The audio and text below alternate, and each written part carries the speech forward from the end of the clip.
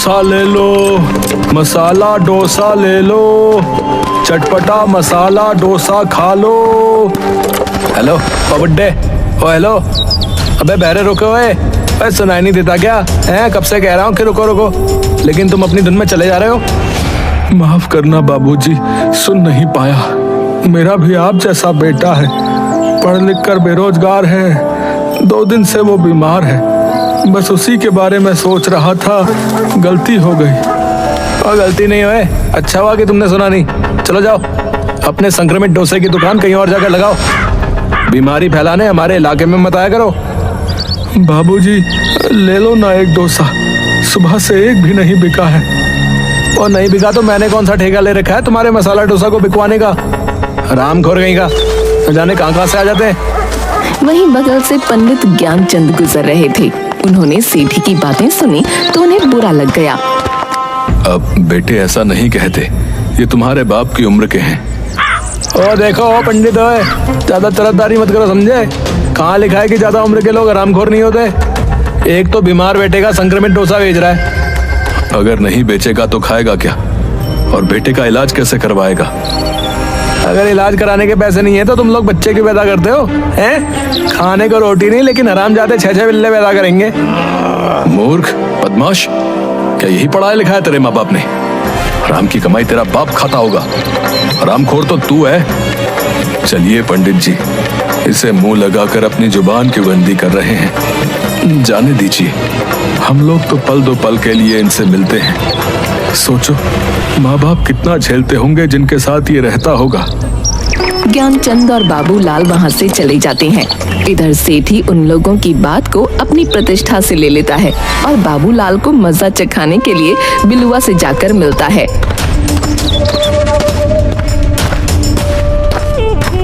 समझ गया ना क्या करना है? अरे सेठ, समझ गया। मैं बाबूलाल का वो हाल करूंगा कि जब भी वो तुम्हें देखेगा ना, उसकी नजर जमीन पे ही होगी। ठीक है, ये लो 5000 रुपए एडवांस, और 5000 रुपए काम होने के बाद मिल जाएंगे। अगले दिन जैसे ही बाबूलाल अपना ठेला लेकर मसाला डोसा बेचने निकलता है, सुनसान गली में सेठी के इशारे पर बिलुआ और 2-3 लड़के मिलकर बाबूलाल को पीछे से कंबल ओढ़ा देते हैं और डंडे, लाठी, लात घूंसों से उसको बहुत पीटते हैं और अधमरी हालत में छोड़कर चले जाते हैं। अरे बिलुआ, चल छोड़ दे अब, नहीं तो कहीं टपक गया तो पुलिस केस हो जाएगा। चल भाग, लगता है कोई आ रहा है। बाबूलाल वहीं पड़ा कराह रहा था, तभी उधर से ज्ञानचंद आ रहा था। अरे बाबूलाल, तेरी ये हालत किसने की? क्या हो गया तुझे? यूं सड़क पर क्यों पड़ा है? पंडित जी, उन्होंने बहुत मारा, अब मैं नहीं बचूंगा। मेरे परिवार का क्या होगा? कुछ नहीं होगा बाबूलाल, धैर्य रख, तुम्हें कुछ नहीं होगा। बाबूलाल बेहोश हो जाता है। ज्ञानचंद किसी तरह बाबूलाल को अस्पताल ले जाता है। अस्पताल में बाबूलाल का परिवार पहुंचा होता है।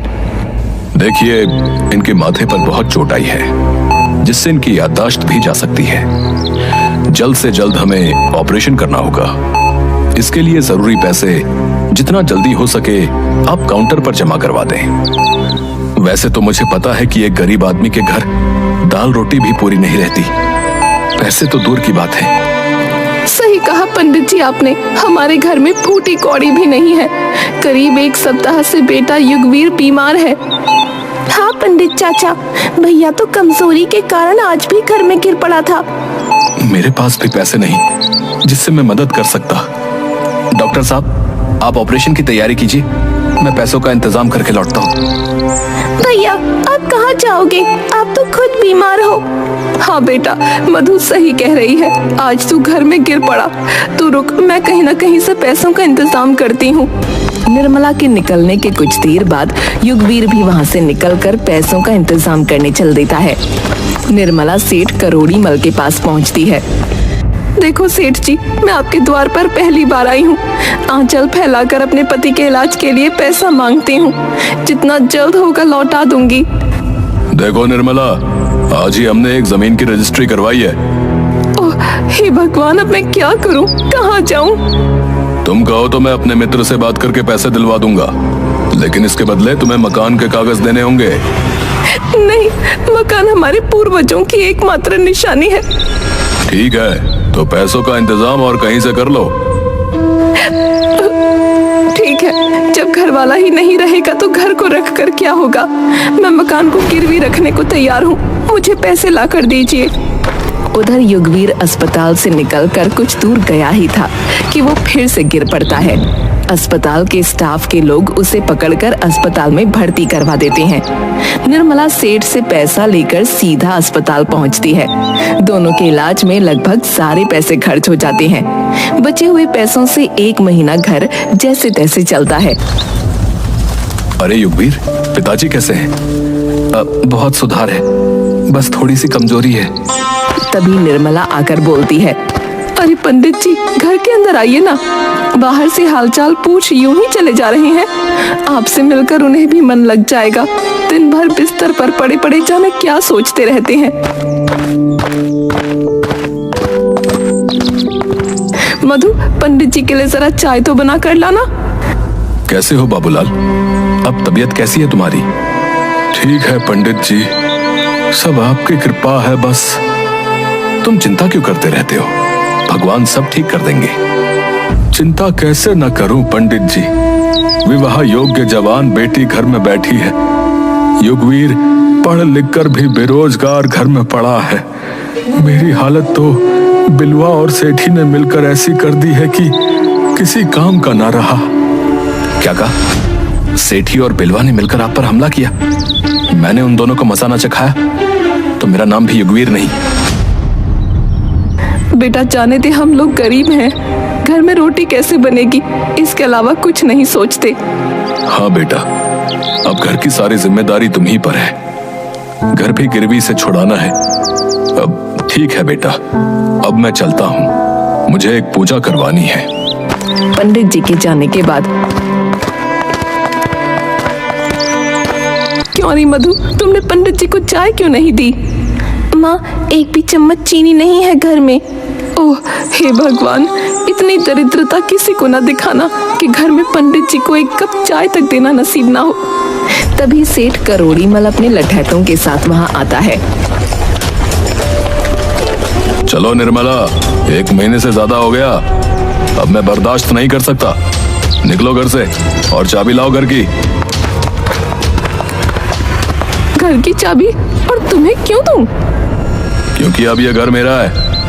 तुमने जो बाबूलाल के इलाज के लिए घर भेज दिया था, वो याद नहीं क्या है? ये देखो उसके कागज। अरे चलो भाइयों, अपने अपने काम पर लग जाओ। सारा सामान बाहर निकाल कर ताला लगाओ जल्दी। कमीने, तुझे कीड़े पड़ेंगे। गिरवी के नाम पर पूरा मकान लिखवा लिया। याद रख करोड़ीमल, ऊपर वाला सब देख रहा है।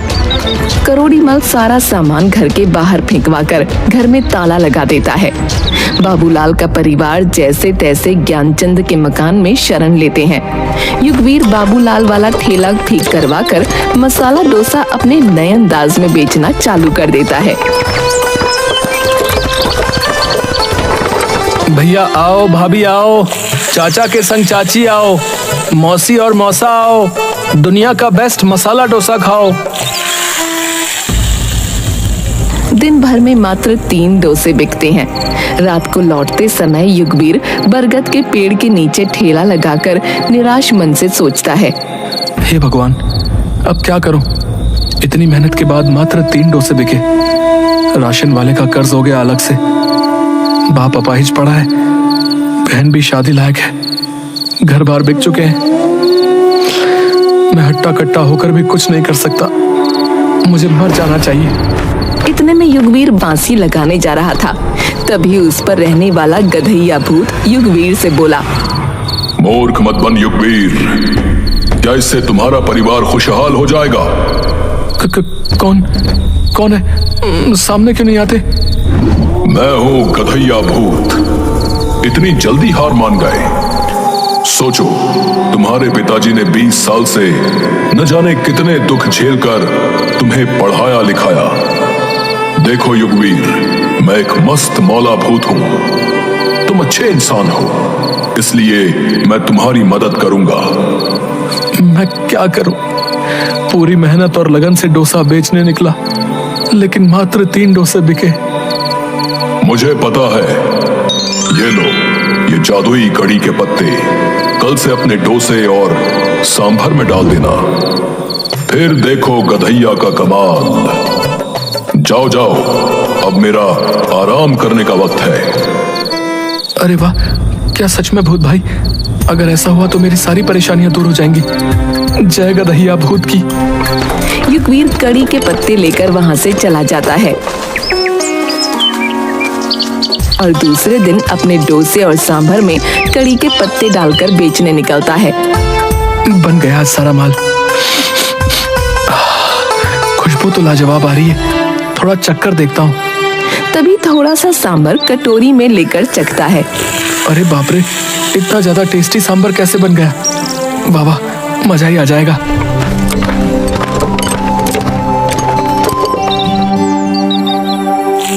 डोसा खा लो डोसा, कम पैसों में थोड़ा नहीं, बाजार में इसका जोड़ा नहीं। भाई बहुत भूख लगी है, एक डोसा तो देना। ये लो सेठ जी। तुम्हारा मसाला डोसा तो सचमुच बहुत अच्छा है। ऐसा करो 2 डोसे और पैक कर दो भाई। तभी वहां सेठ धनीराम और व्यापारी मंगत लाल पहुंचते हैं। क्या करोड़ी, अकेले अकेले खाकर चुपचाप भाभी के लिए पैक करवा कर चल दिए? करोड़ी का दिल कितना बड़ा है, तुमसे थोड़े ही ना छुपा है धनीराम। वैसी बात नहीं है मंगतलाल, मैंने आज तक इतना टेस्टी मसाला डोसा नहीं खाया। डोसा वाले भाई, हम दोनों को भी मसाला डोसा खिलाओ।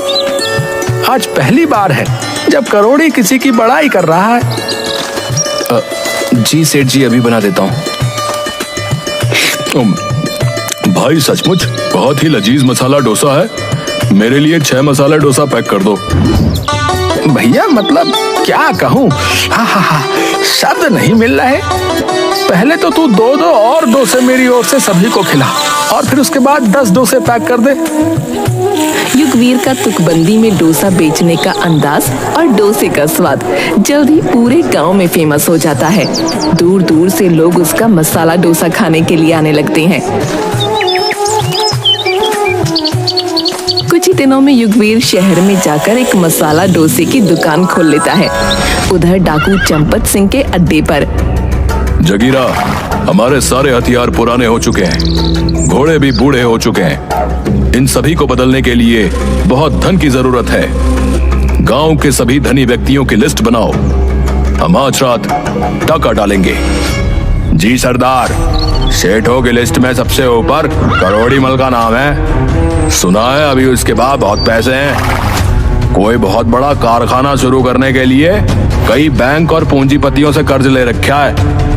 तब तो ठीक है, हमारी सारी जरूरत के पैसे एक ही जगह मिल जाएंगे। आज रात उसके घर पर हमला करके सारी संपत्ति लूट लेनी है।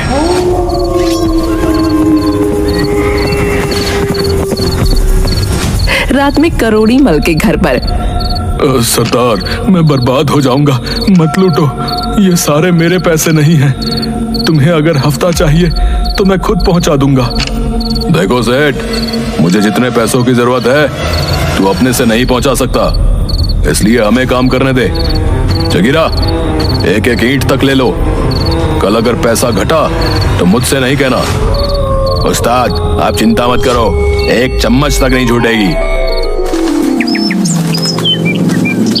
लूट की खबर फैलते ही करोड़ी मल को कर्ज देने वाले उसकी सारी संपत्ति को नीलाम कर अपना कर्ज वसूल लेते हैं।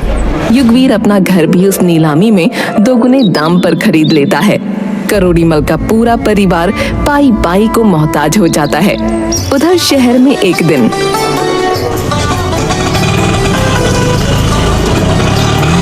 बेटा युगवीर, अमेरिका और जापान से कुछ डेलीगेट्स आए हुए हैं मसाला डोसा की फ्रेंचाइजी लेने के लिए। ठीक है चाचा, उनसे मिल लेंगे। पहले मधु की शादी के लिए डायमंड मर्चेंट से मिलकर शादी फाइनल कर लेते हैं। लड़का बहुत अच्छा है। आओ बैठो गाड़ी में, आप भी चलो। माँ पिताजी वहां पहुंचे हुए हैं। एक बात और कहनी थी, हमने वेटर के लिए जो वैकेंसी निकाली थी उसमें करोड़ीमल और उसके बेटे सेठी का भी सीवी आया हुआ है। उन्हें क्या करना है? उन्हें अपने रेस्टोरेंट में नहीं रखकर बगल वाले रेस्टोरेंट में रखवा दीजिए, क्योंकि हमारे यहाँ काम करके वो लोग हमेशा अपनी लाचारी पर रोते रहेंगे, जो मैं नहीं चाहता। वाह युगवीर, तुमसे मुझे यही उम्मीद थी। बड़ा वही होता है जो बड़प्पन दिखाकर किसी को माफ कर दे। तुमने तो उससे भी आगे बढ़कर उन्हें नौकरी दे दी।